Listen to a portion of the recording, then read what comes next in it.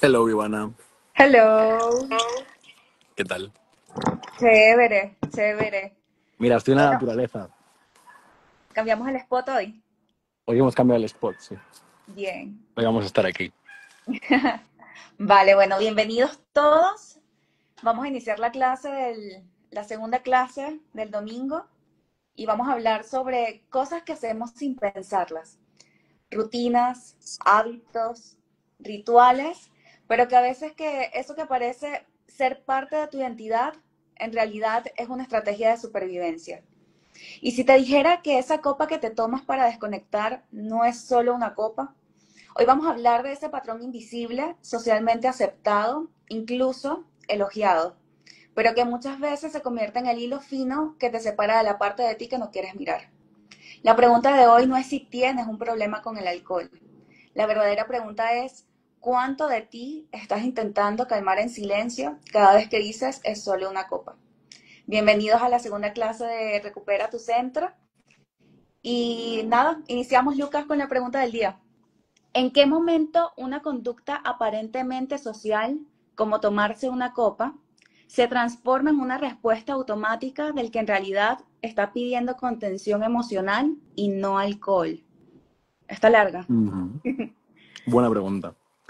Pues, si me permites, hoy quería contaros un caso, ¿vale? Un caso real, hemos cambiado el nombre, ¿vale?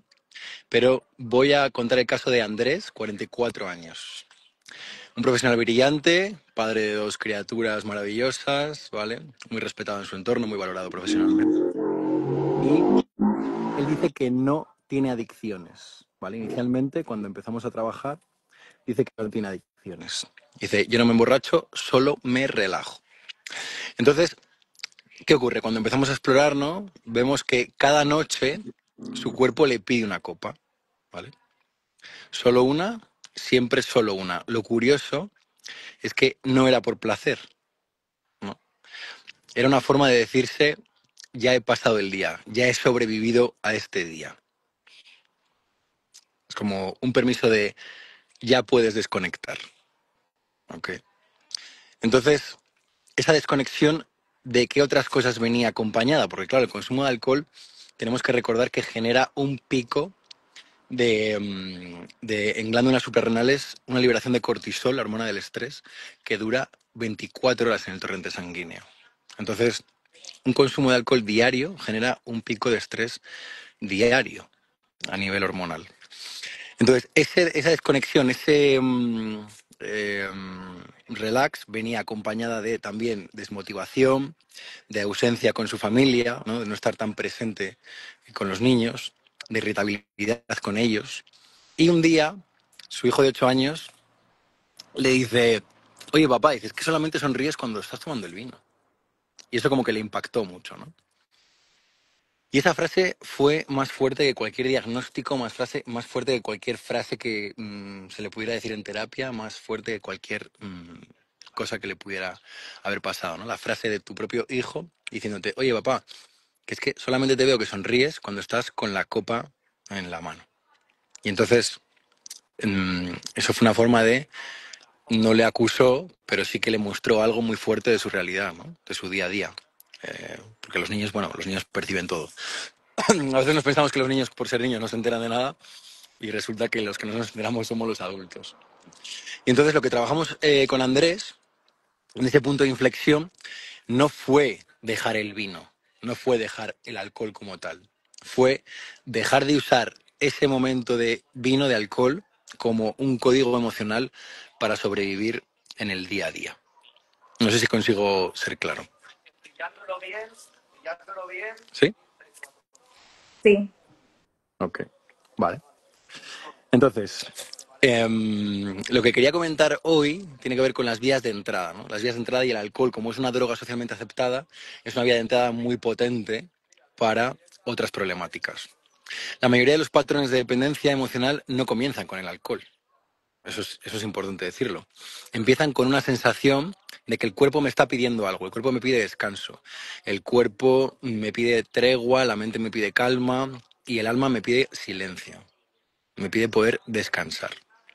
Y como no tenemos un lenguaje emocional, muchas veces no hemos tenido esta educación, ¿no? Este entrenamiento, que hoy precisamente hemos tenido la jornada de CEMIC, en la que has estado. ¿Qué tal? ¿Cómo has estado? Súper bien. Una Vale. jornada larga, estuvo interesante. Y hemos estado hablando precisamente de todo esto, ¿no? De toda esta parte de gestión emocional, vocabulario emocional, técnicas de gestión emocional. Y entonces, como no tenemos ese lenguaje, lo traducimos en conductas. Lo traducimos en una copa, una serie, una comida, una conversación vacía. ¿Ok? Y así es como se empieza a instalar ese patrón de no por el alcohol, sino porque no sabes cómo volver a tu centro, cómo volver a estar calmado sin ese alcohol. Ese es el problema fundamental, ¿no? No sé cómo estar tranquilo sin el alcohol.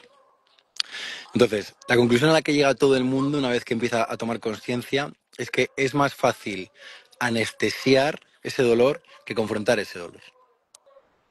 Y es más cómodo repetir esos patrones adictivos que sentir lo que estoy sintiendo. Entonces, ¿por qué cuesta soltarla, no? O sea, ¿por qué cuesta soltar el patrón de la copa o de la conducta evasiva que sea? Porque soltar la copa no es dejar de beber, es dejar de mentirme a mí mismo sobre lo que estoy viviendo, lo que estoy experimentando, lo que está pasando en mi vida. Y eso duele más que la abstinencia, eso es lo que realmente duele, ¿no? Lo difícil de la recuperación y de la abstinencia, sí, vale, es verdad que hay una dependencia química, pero lo que más duele y lo que más cuesta manejar es la dependencia psicológica. Vale. Entonces, la pausa que nadie te enseña a tomar de otra forma que no sea bebiendo. Eso es una cosa que hay que trabajar. Otra cosa que hay que trabajar, la recompensa a ese sufrimiento silencioso que llevamos cargando a veces mucho tiempo en nuestra vida por X temas y hemos de buscar otra forma de cuidar de nosotros. Y el escape ante un mundo que no sabes cómo sostener sin esa tensión. Es decir, puede haber una serie de problemas en tu vida a nivel laboral, a nivel familiar, a nivel amoroso, y si yo no tengo un apoyo, una estructura para manejarlo de otra forma, en el alcohol es donde voy a acabar. O en cualquier otra sustancia como forma de automedicación, ¿no? El otro día con un cliente veíamos el uso que tenía de ketamina y al final eh, concluimos que estaba utilizando la ketamina como una forma de automedicación, ¿no? Entonces, dentro del equipo, pues tendrá que pasar a trabajar con el psiquiatra para que tenga un apoyo puntual para que esa automedicación no sea automedicación, que esté pautado y poder hacer el proceso de recuperación con un pequeño apoyo, ¿no? Mientras vamos desarrollando el resto del trabajo. Entonces, cuando tú te quieres alejar, aparece ese conflicto, el más humano de todos, que es que sé que me hace mal, sé que consumir esto me hace mal, ¿vale? Pero sin eso no sé quién soy al final del día. Como que me duele mirarme al final del día si no tengo esa conducta evasiva. Y ahí es donde está ese punto neurálgico, ese punto de cambio de toda conducta adictiva funcional, porque el alcohol es súper funcional, está súper metido dentro de nuestra vida. Y es que no es que estés enganchado a la sustancia como tal, estás enganchado a ese alivio que te da la sustancia. Estás enganchado al no sentir, a no sentir tristeza, a no sentir frustración, a no sentir miedo, a no sentir preocupación. A eso es a lo que realmente nos enganchamos. ¿Cómo voy? Bien, bien. Consigo ser claro respecto a... ¿no? Porque siento como que estoy soltando mucha información. Consigo ser claro respecto a cuál es la diferencia entre la parte adictiva de la sustancia y la parte adictiva psicológica. Sí, tratas de no evadirte acudiendo al alcohol. La idea es como identificarlo, Ujú, no evadir ese sentimiento y no acudas a esa copa. ujú, Vale. ujú. Ahí, por ejemplo, Marta dice muy coherente. Claro, es que el punto está en que la contradicción está de acabo consumiendo algo que no quiero consumir o acabo haciendo algo que no quiero hacer. Hoy en la jornada de CEMIC, por ejemplo, lo veíamos, ¿no? A ver, no somos tontos, no somos idiotas. El ser humano hace las cosas por algo. Y vale que tú en el largo plazo puedes decir, esto me hace mal, ¿no? Esto me va mal para mi salud, pero en el corto plazo tú no estás pensando en eso. Tú tienes un dolor muy grande y en ese dolor tan grande quieres un alivio. Entonces tú estás buscando un alivio realmente. A ver si no me mato por aquí, ¿eh? Porque estoy aquí en medio de la naturaleza. Entonces, en esa búsqueda de alivio es que hacemos conductas impulsivas que no queremos hacer, pero que en ese momento me están dando el resultado que quiero, que es el Ujú. de calmar ese dolor. Entonces el punto que estamos buscando es cómo puedo yo calmar ese dolor sin caer en conductas adictivas. Y ahí es donde entra toda la parte de recupera tu centro. Ujú. Hoy vamos a hablar de algunas técnicas, ¿verdad? Sí, correcto. Ok, Tenemos tres herramientas. La vale. regla de 90 segundos. 3 herramientas. La regla de 90 segundos, ¿Mm? Identifica tu hora crítica. identifica otra crítica ¿En qué y, momento se activa ese patrón de querer consumir o de que te quieres ujú. evadir? Y la Y tercera herramienta, dopaminérgica. el hack de reconexión de dopamina. Muy bien. Pues vamos a ver las tres. Vale. Es decir, vamos a ver a las tres porque lo que nos interesa es, vale, la vía de entrada, comprender cómo yo llego a desarrollar una conducta adictiva es muy importante, porque eso me va a dar mucha información sobre mí mismo. Y que dice Manu, dice, y cuando no empezamos por un dolor y poco a poco acabamos sin salida, vale, si puedes dar un poco más de detalle sobre eso, Manu, te lo agradezco. Porque Ujú. una de las vías de entrada, lo he comentado en la clase pasada, una de las vías de entrada suele ser los entornos lúdicos, ¿no? Podemos empezar por un consumo lúdico y luego acabamos atrapados en un consumo cotidiano donde ya lo hago para no sentir el síndrome de abstinencia, ¿no? Para no sentir el dolor que me tapa la sustancia. Entonces, en Recuperar tu Centro no trabajamos desde esa culpa, ni desde el machaque psicológico, ni desde la fuerza de voluntad vacía, ¿vale? Eso es muy importante matizarlo. Lo que trabajamos es de algo más profundo, es decir, estructura emocional día a día. Estructura emocional día a día. E incluso si no estás dentro del programa hoy, quiero que te lleves estas 3 herramientas, ¿vale? Para los que estéis en el directo y los que lo vais a ver después, vamos a trabajar estas 3 herramientas que hemos comentado con Ivana. La primera, ¿me la puede repetir el nombre? La regla de los 90 segundos. Regla de los 90 segundos. Bien.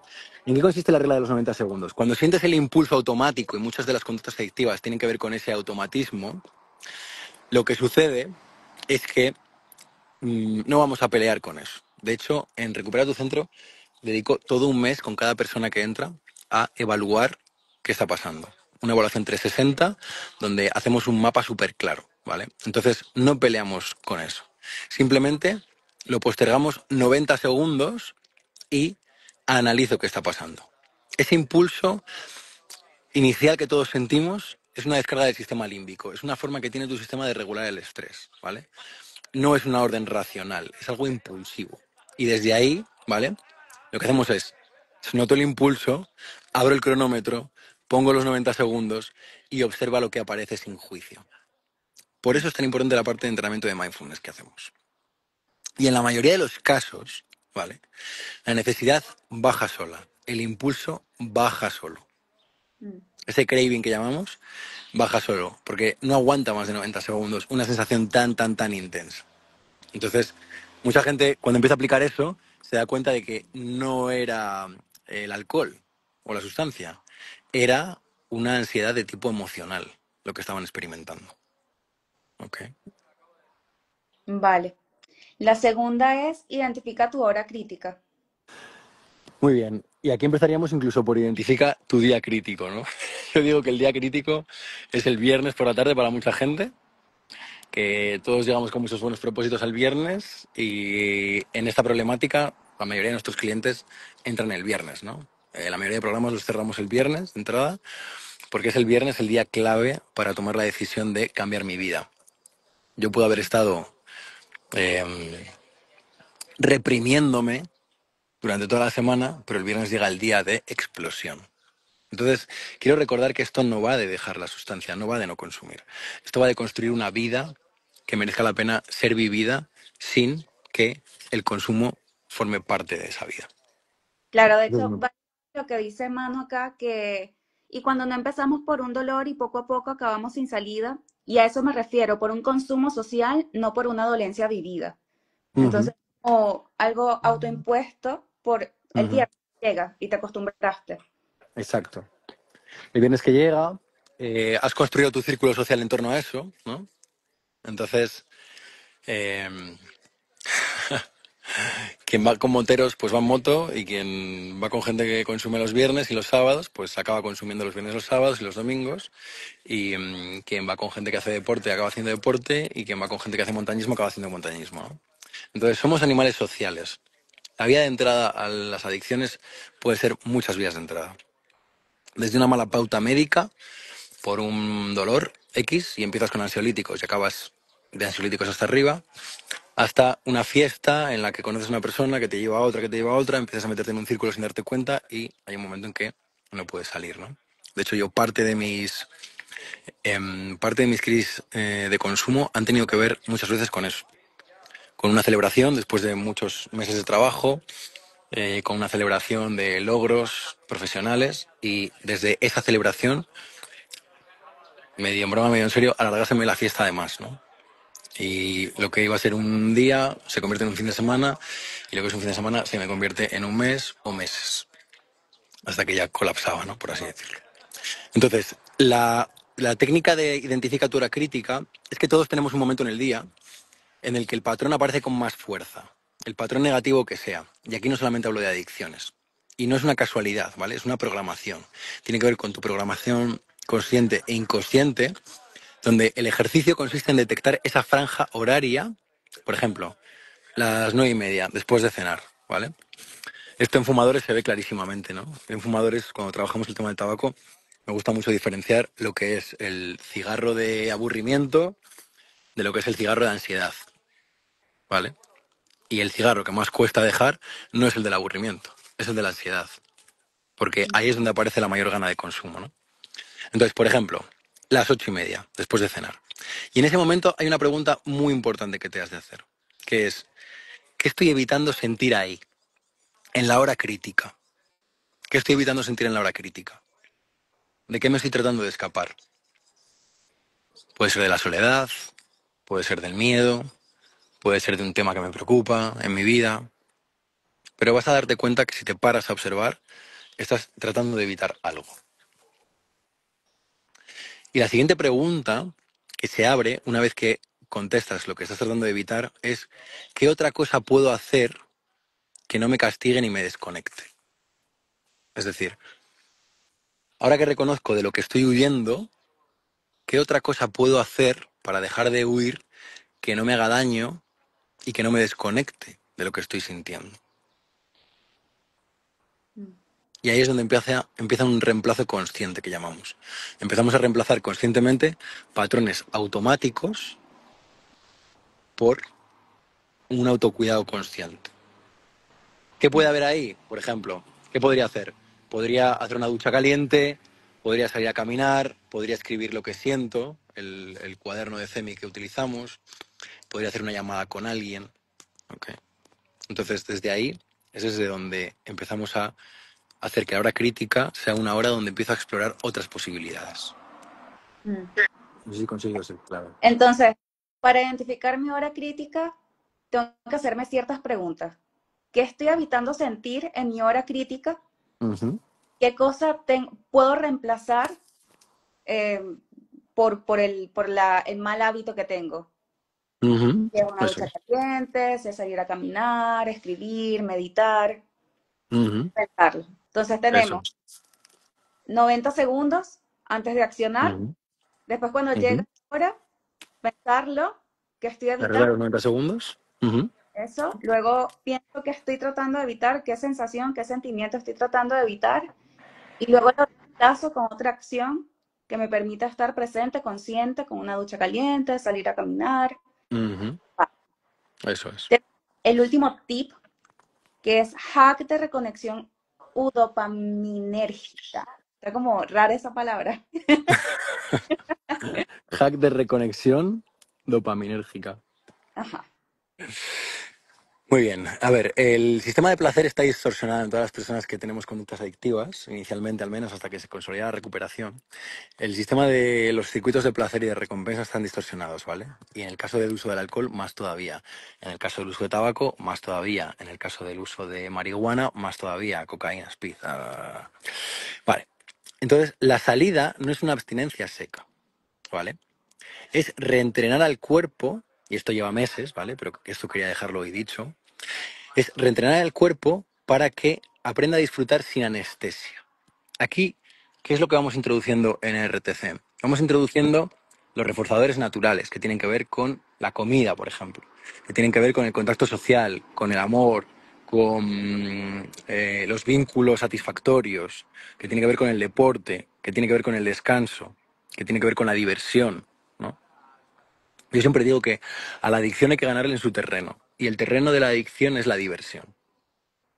El terreno de la adicción es la seguridad y el terreno de la adicción es el amor. Entonces, muchas veces a través de las conductas adictivas, y esto por ejemplo en la adicción al sexo se ve clarísimamente, la persona está buscando una conexión genuina, está buscando amor, está obteniendo sexo, está en una adicción, pero lo que está buscando es algo más allá. Entonces, en ese hackeo dopaminérgico es muy importante ver y reentrenar al cuerpo para que realmente disfrute sin esas anestesias. ¿Ok? Entonces, de lo que se trata es de elegir una actividad que antes disfrutabas y que se te ha olvidado. Aquí no se trata ni siquiera de reinventar algo, se trata de ese hackeo, ¿vale? Recordar qué me hacía a mí divertirme realmente en mi vida, qué me hacía a mí sentirme seguro realmente en mi vida, qué me hacía disfrutar realmente en mi vida y hacer esa actividad con plena presencia, recuperar cosas que he abandonado en mi vida y que las conductas adictivas se han llevado. Es simple, pero no es superficial, ¿vale? O sea, a veces de simple que es como, venga, si lo simple es decirlo, en la dificultad está en la programación, en hacerlo estratégicamente, ¿no? Claro, y creo que al final es como hacer algo que tú disfrutes hacer, ¿sabes? Que lo Porque haces por ti. quieres replicar lo que le gusta a otra persona Ujú, porque le gusta, pero es que eso le funciona a esa persona. Pero tú ujú, realmente, tus gustos, tus intereses, si te gusta ir a un concierto, por ejemplo, pues que ujú, cierto, reemplázalo. Pero sí entiendo el punto de reemplazar las actividades por algo que disfrutes hacer tú. Vale, ujú, ujú. Eso. vale. Entonces, lo importante de esta parte es que tener una estructura para aplicar estas herramientas. Hoy hemos hablado de tres, Ujú. cada clase hablamos de un tipo de herramientas, ¿no? Pero lo que hacemos fundamentalmente dentro del programa de Recupera tu Centro es mapear esos patrones negativos. Como decía antes, estamos durante un mes haciendo un mapeo, ¿no? 360 de los patrones negativos de la persona con la IA de CEMIC 360. Después hacemos técnicas, la técnica T6A que hemos visto hoy en la jornada, por ejemplo, de gestión emocional. ¿Qué te ha parecido la técnica? Buenísima, porque te permite identificar de lleno cuál es la emoción que estás sintiendo, qué Ujú, herramientas tienes para poder abordarla después de identificarla y saber qué hacer con esa información si es que tienes un objetivo en concreto y saber colocar ujú, límites con ello. Y ujú, también creo que algo súper importante es entender como que todos tenemos colores, tenemos matices, tenemos polaridades, blanco, oscuro, y identificar esas sombras no significa que seas mala persona, sino ujú, ujú, simplemente te hace humano, te hace parte de ti, de tu esencia, y que las identifiques más bien te hace más libre, de hecho. ujú. Entonces, creo que eso es Sí, lo que me llevo hoy de la clase, que me total. encantó muchísimo y creo que son herramientas que debemos tener todos para poder abordarlo fácil, porque todos tenemos nuestros colores. Así Ujú, que eso, tienes ujú, que hacerlo, está muy buena la ujú. técnica de 6A. Entonces, la T6A es una de las técnicas que tenemos dentro del programa, ¿no? La planificación semanal 360, la reconexión con un propósito vital, con cosas que realmente a mí me motivan a hacer en mi vida, que están conectadas con mis valores, con lo que es importante para mí. Porque en el fondo no es dejar de beber alcohol, ¿vale? Es dejar de apagar tu vida, ¿vale? Para poder tolerarla. O sea, hay gente que está viviendo anestesiada, que apaga su vida, la pone en pausa para poder tolerarla. Y eso es lo que estamos tratando de romper. Y cuando te das cuenta de que puedes sostenerte de otras formas, el puto alcohol, ¿vale? Deja de tener sentido. Lo que sea que estás usando, deja de tener sentido. Sí, creo que también es algo como de propósito, ¿no? Ujú. Vale. Sí, por supuesto. A ver, dejar las sustancias por dejar las sustancias o dejar cualquier conducta adictiva por dejarla, no lo hagas. O sea, no lo hagas. Si no tienes un motivo más allá, en el caso de Andrés que hemos comentado, un motor muy importante han sido sus hijos, ¿no? La relación con sus hijos.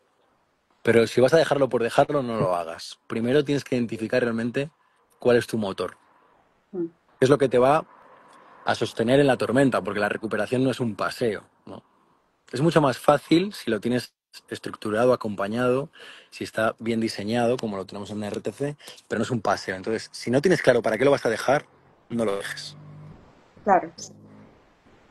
Vale. Ya con esto podemos iniciar preguntas y respuestas, Lucas. Sí, venga, Sí. esa es mi parte favorita. Y ya, que en la semana nos hicieron una pregunta súper interesante, Ujú. que es, ¿por qué se empieza a cruzar alcohol con otras sustancias como cocaína, anfetamina o alguna otra droga estimulante? ¿Por qué sé? ¿Por qué se empieza a cruzar alcohol con otras sustancias, cocaína, anfetamina u otra droga estimulante? Bueno, porque tú estás tratando de conseguir un efecto, ¿vale? Sea positivo o sea negativo. Mira, yo cuando estuve en la cárcel un par de meses preventivo, ¿no? Por toda la crisis que tuve de consumo y tal, acabé con una serie de problemas legales y tal. Y ahí estuve con un traficante. Y me dijo, mira, Lucas, ¿sabes lo bueno? Dice, que es que la gente siempre trata de llegar a la sensación que tuvo la primera vez. Mm, Dice, me decía, no puedo decir el nombre, pero es una persona muy conocida. Me decía, casi se me escapa. Eh, y me no, decía, ¿y sabes lo bueno de eso? Dice, lo bueno eso es para nosotros. Dice, porque es imposible que lleguen a la sensación que tuvieron la primera vez. Pero entonces cada vez consumen más para tratar de encontrar esa sensación que tuvieron la primera vez. mm, Entonces, ¿qué significa eso? Tú vas a probar el alcohol y vas a empezar a consumir alcohol, pero va a haber un momento en que las personas que tenemos un problema de personalidad adictiva, eso no nos resulta suficiente porque ya no conseguimos lo que conseguíamos al principio. claro. Y empiezas a buscar más estimulación. Y cuando no la consigues con esa sustancia o con ese tipo de conducta, vas a buscarlo en otros lugares. Mm, ¿Tiene sentido? sí, sí, claro, porque si ya no te está haciendo efecto de una forma, quieres anestesiarte Ujú, de otra forma, ujú, metiéndole a tu consumo, por así. ujú, ujú. Ya, entonces respondimos esta pregunta y vamos a la siguiente que está interesante también. Porque es más aceptado que un hombre se tome 4 copas a que diga me siento triste o agotado. Esto es súper común. Ya. Bueno, claro, yo diría que es que el lugar para decir me siento triste o agotado no es el bar. Eso para empezar, ¿no? En el bar hay gente que está bebiendo, ¿no? Ujú, Entonces, yo esto es una de mis preocupaciones y es mi misión fundamental. Generar espacios donde podemos hablar de esto de forma segura, ¿vale? Sin infantilismo, sin cursilería, sin chorradas, pero espacios de autocuidado y espacios de apoyo mutuo. Por eso para mí la comunidad de CEMIC, que es una comunidad de crecimiento, no es solamente para personas que están tratando de recuperarse, sino que en la comunidad de CEMIC hay todo tipo de personas. Cuando tú los has conocido, los has visto, has estado ahí con ellos, y mm, hay todo tipo de personas. Lo que tienen en común todas esas personas es que quieren crecer, quieren conocerse mejor, quieren instalar herramientas. Entonces, si mi herramienta habitual ha sido el alcohol, cuando me sienta triste, cuando me sienta solo, en vez de hablar o poner remedios para eso, emocionalmente, me voy a ir a la conducta que conozco. Y porque socialmente tenemos una cultura del alcohol y de la celebración. claro. A ver, Entonces, es yo, como lo socialmente más aceptado, ¿no? mm, Venga, tómate un vino que se te pasa. ¿Cuántas veces hemos escuchado esa sandez? sí, también pasa que de repente en casa vemos a un tío, un primo, un padre, que de repente Ujú, en vez de hablar o conversar, quizás toma una copa, 2 copas, 3 copas. Y no ujú, es normal porque quizás tienen una figura de que tienen que representar fuerza, tienen que ujú. representar una coraza, Totalmente, tener la figura masculina totalmente. y quizás verse vulnerable, Ujú, piensen que quizás pierden su masculinidad. exactamente. Es que culturalmente no se nos ha educado, ¿no? Para rendir. Em, se nos ha educado, perdón, o sea, se nos ha educado para rendir, no para sentir. Entonces,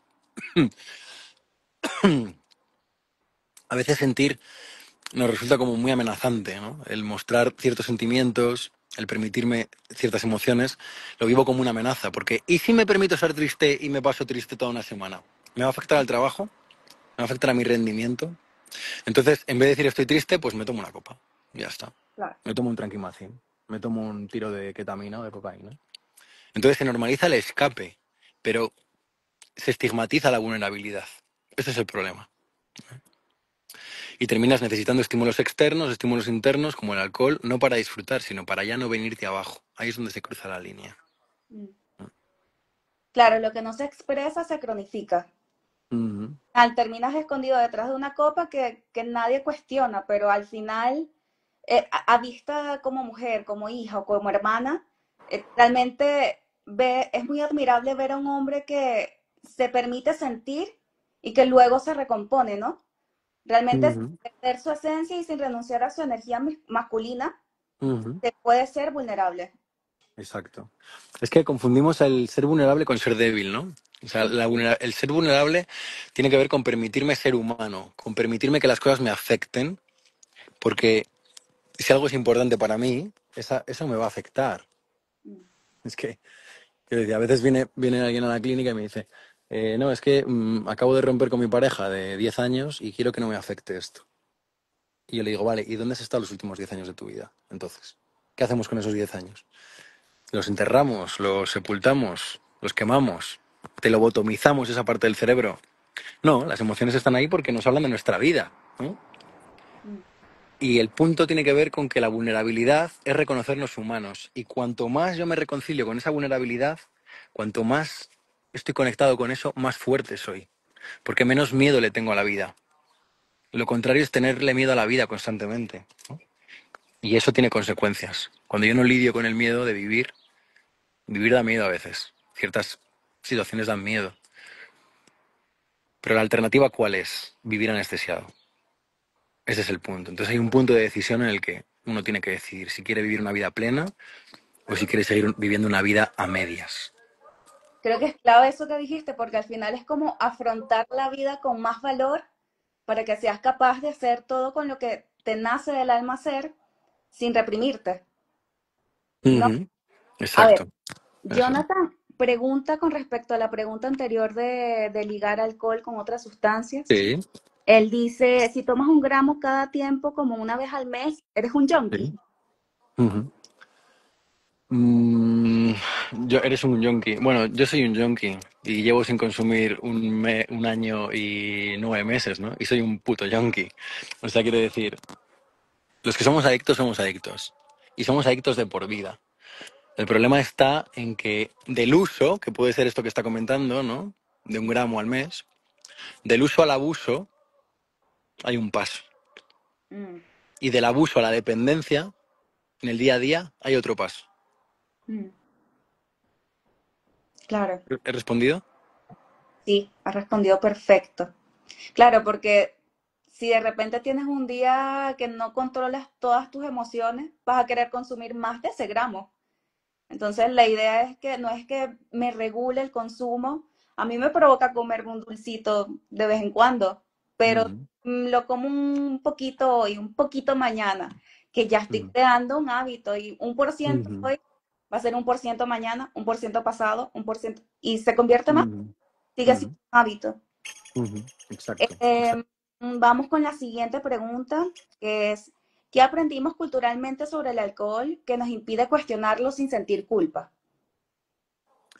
Bueno, aprendimos que el alcohol es un símbolo de conexión, ¿no? Es un símbolo de celebración. Como he comentado antes, yo muchas recaídas y muchas crisis de consumo las he tenido debido a celebraciones, incluso de estatus, porque hay ciertas sustancias que son mucho más caras que otras. Entonces, el poder consumirlas con una gente específica, no voy a decir cuál, todos sabemos cuál es,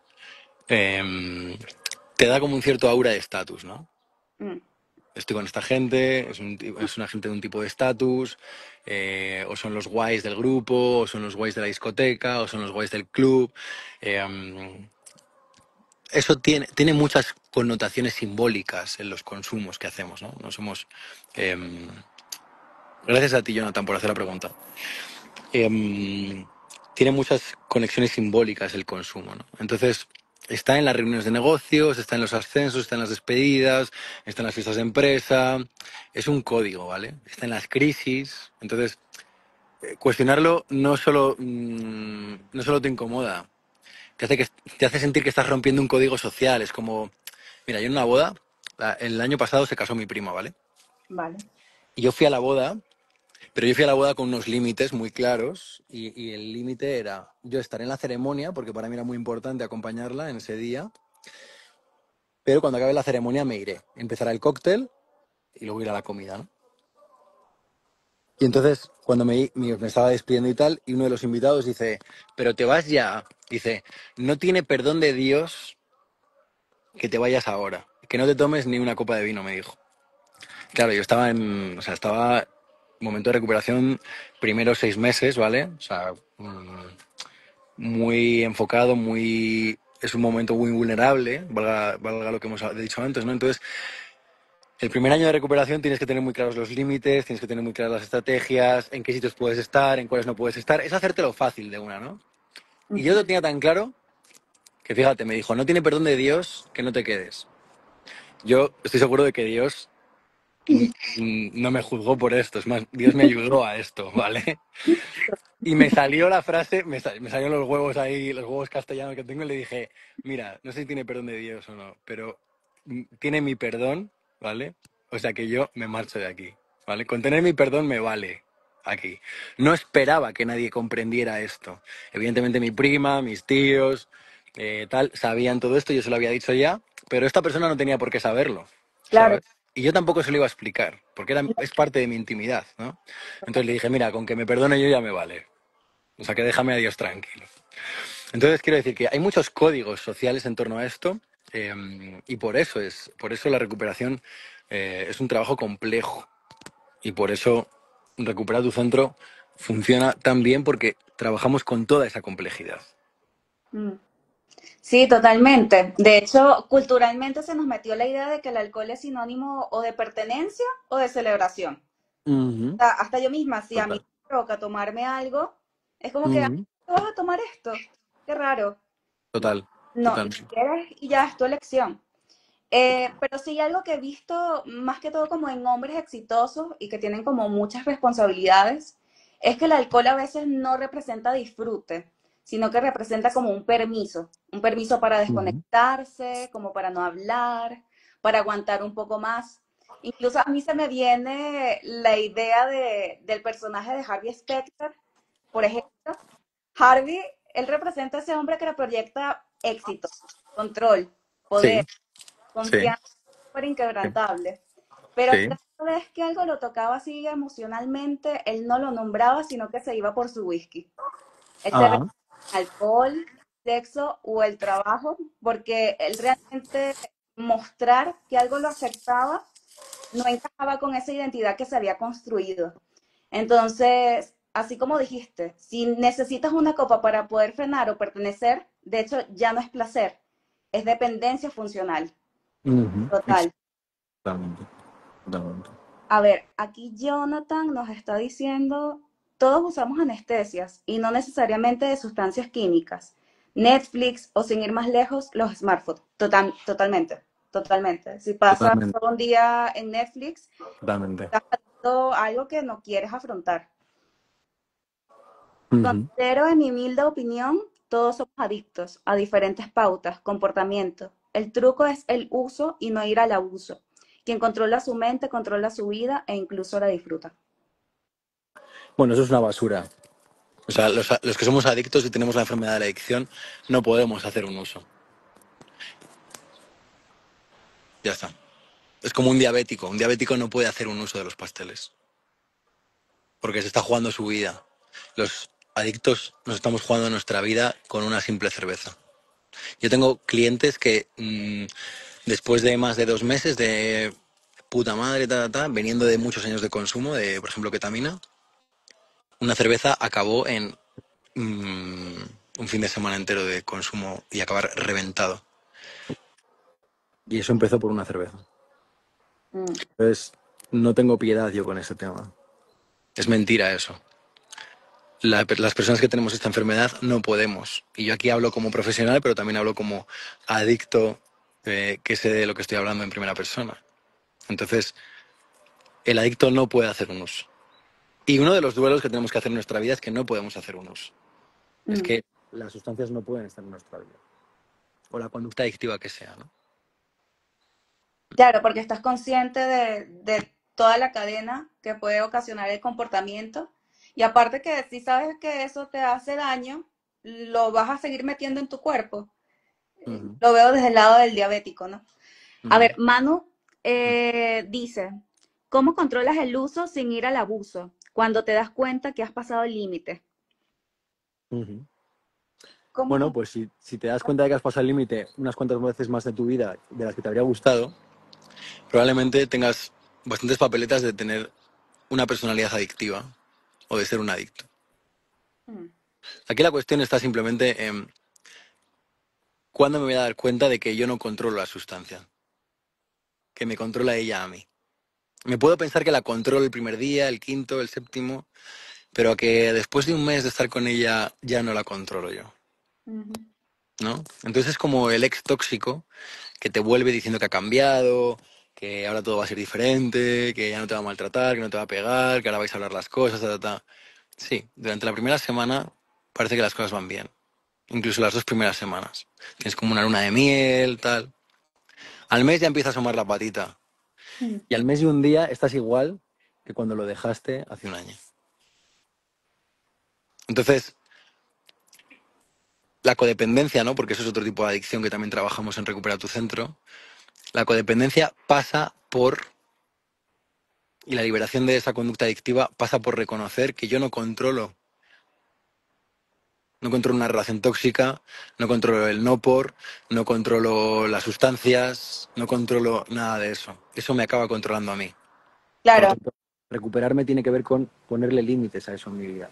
Es Mm. una de las cosas importantes.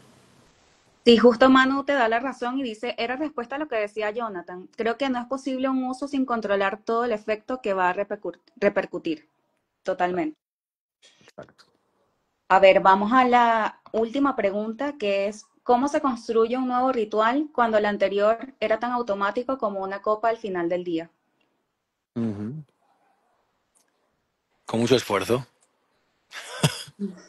O sea, es como cómo consigues empezar a entrenar cuando no has entrenado en tu vida, ¿no? Mm, Pues con esfuerzo y con apoyo. Y si tienes un entrenador o tienes un gym bro, pues va a ser mucho más fácil, ¿no? Yo digo, o sea, a mí Recupera tu Centro es como el gym bro, pero de la recuperación, ¿no? CEMIC es como el gym bro, pero de la gestión emocional y la gestión del estrés. mm, Entonces, em, es muy importante que lo primero es entender que ningún patrón adictivo se construye porque sí, ¿no? Hay una conducta repetida, hay una necesidad emocional insatisfecha, que es lo que hemos estado trabajando hoy en la jornada, ¿no? Y desde ahí, ¿vale?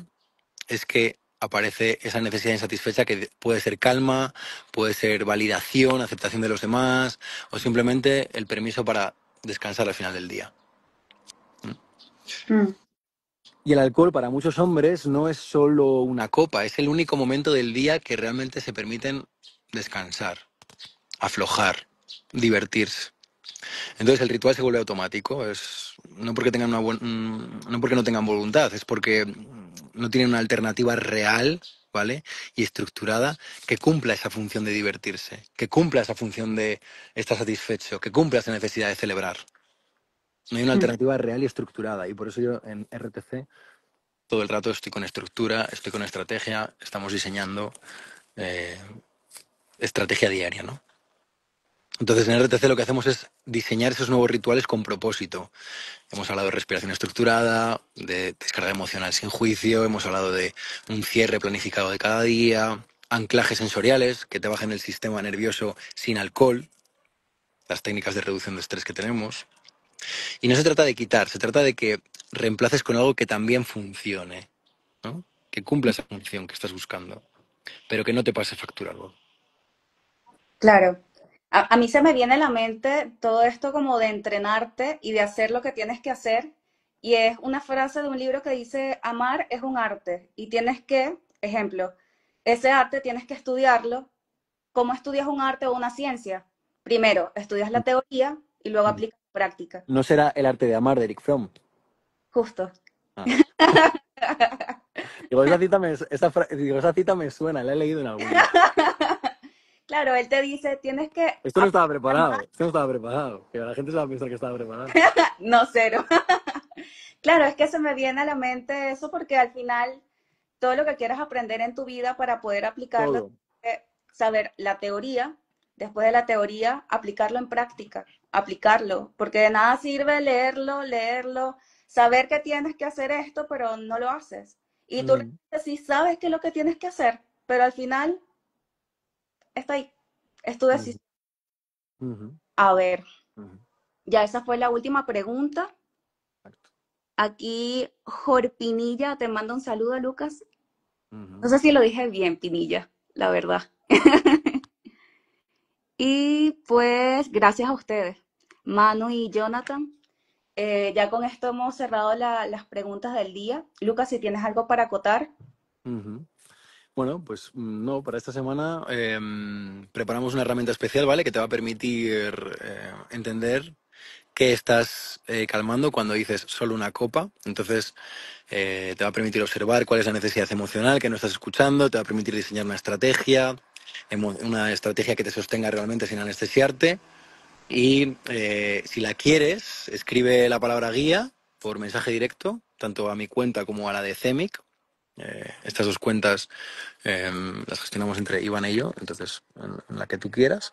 Y eh, escríbenos esa palabra guía y te vamos a pasar el acceso directo a la comunidad privada de WhatsApp, ¿vale? Para que puedas tenerlo. Así que gracias a todos por elegir miraros, elegir pasar este rato juntos. Las preguntas que han sido buenísimas me han ayudado mucho a desarrollar. Gracias a ti, Jonathan, que veo que estás dando las gracias. Y, y gracias por no justificar lo que ya sabes que no te está funcionando. Yo digo que para mí CEMIC es una comunidad sobre todo de valientes, ¿no? De gente que se quiere mirar de frente, que quiere hablar de lo que le pasa, de los miedos, de los objetivos, de los anhelos y apoyarse juntos en ese proceso de crecimiento, ¿no? Así que gracias a vosotros y gracias a ti, Ivana, por hacerlo Gracias. posible. Bueno, Muy nos vemos el próximo domingo y ya saben, escriban al DM la palabra guía para poder enviarles esa guía y tienen todos los recursos que vimos en esta clase y unos nuevos que estoy segura que les van a servir un montón. Nos bien. vemos. Muchas gracias. Chao, chao.